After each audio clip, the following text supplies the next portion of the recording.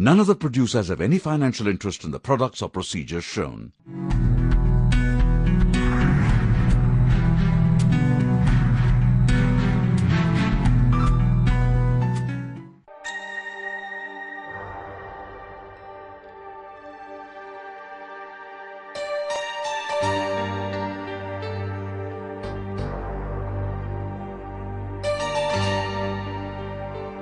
Collagen, the fiber of life. It is what many vital structures in the human body are made of. Cross-linking that occurs normally with age increases the rigidity and tensile strength of collagen. Seiler et al. Utilized cross-linking to the body's own advantage by artificially inducing cross-links in the corneas of keratoconic patients. Corneal collagen cross-linking, or CXL, acts by increasing the number of intra- and interhelical as well as intermicrofibrillar collagen bonds, thus increasing the corneal rigidity and making it less susceptible to deformation. Riboflavin plays a dual role here, that of inducing crosslinks as well as protecting the endothelium and other structures from the UVA radiation. However, a corneal thickness of 400 microns is essential for safely cross-linking the cornea. CACXL, or contact lens assisted cross-linking, is a new technique that has been described by us for safely cross-linking thinner corneas. To understand this better, let us first take a deeper look at the role of riboflavin. Riboflavin induces cross-links in the presence of UV light. It also, however, decreases the UV toxic threshold from 4 milliwatt per centimeter square to about 0.35. Toxic damage to the endothelial cells is, however, prevented by the other role of riboflavin, whereby its absorption coefficient limits UV irradiance through a 400 micron thick cornea to safe levels. Thus, corneal endothelium is safe provided there is 400 microns of riboflavin saturated corneal stroma above it. Hence, corneas lesser than 400 microns are not amenable to conventional cross-linking due to lack of sufficient corneal thickness for UV attenuation to safe levels at the endothelium. To overcome this, in CACXL we attain 400 microns thickness for ultraviolet attenuation by creating extra precorneal layers composed of a riboflavin-soaked contact lens and a thin subcontact lens riboflavin film. These two together create an absorption medium in the precorneal space by artificially increasing the thickness.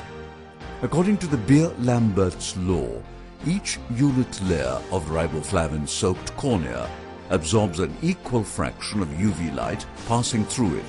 After epithelial removal, the point of minimum pachymetry is marked and measured. If less than 400 microns, CACXL is proceeded with.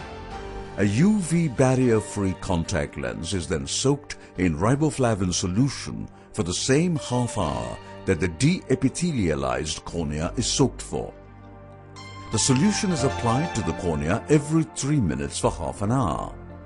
The contact lens is then placed on the cornea and pachymetry rechecked over the contact lens to confirm that the combined thickness is now above 400 microns. UVA light of 370 nanometer is then applied according to the Dresden protocol. Riboflavin is applied both under and over the contact lens once every 3 minutes. Care is taken to keep the contact lens centered. The sub and supra contact lens riboflavin films are reapplied once every 3 minutes. At the end of half an hour, the contact lens is removed, a BSS wash is given, and a fresh contact lens is applied till complete epithelial healing. CACXL may also be performed with accelerated cross-linking by keeping the total energy constant at 5.4 joules per centimeter square. It is important to use a contact lens without a UV barrier for CACXL. This can be confirmed by checking UV transmittance with a digital UV meter as well as from the product literature. Being hydrophilic, Good absorption of riboflavin occurs within the lens. The soft lens design allows it to take the shape of the cornea. Any air bubbles trapped under the lens may be squeezed out. During treatment, the contact lens may buckle, creating an uneven subcontact lens riboflavin film, which may lead to hot and cold spots. Intraoperative centration, maintenance and recommended installation of supra and subcontact lens riboflavin films solves this. The absolute contact lens thickness is 90 microns. Approximate thickness of the subcontact lens riboflavin film is about 20 microns. The supra and subcontact lens riboflavin films on the contact lens contribute to UVA attenuation. The supracontact lens riboflavin film corresponds to the precorneal film of about 70 microns as described by Wollensak et al., which plays an important role in standard cross-linking for UV attenuation to non-toxic levels at the endothelium. This corresponds to the supracontact lens film in CACXL. The precorneal film with hyperosmolar solution is thinner and can lead to greater UV transmittance. As compared to hyperosmolar CXL, CACXL requires no additional surgical time and is not dependent on intra or inter-individual variations in corneal swelling properties. Also, an artificially hydrated cornea may not have the same effect following CXL as a normal cornea because of more widely spaced corneal collagen fibers.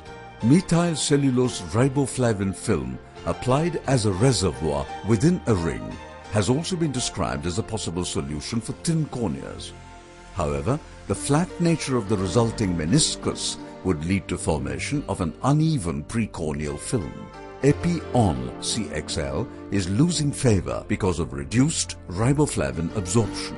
With CACXL, although surface irradiance at the level of the corneal stroma is reduced secondary to absorption by the soaked CL, we obtained good clinical results in our study. Clinical and OCT stromal demarcation line was seen at 2 weeks. Postoperative haze and its regression are similar to that in conventional CXL. To conclude, CACXL is able to provide effective cross-linking in corneas less than 400 microns without endothelial damage by artificially increasing thickness with the help of a precorneal contact lens.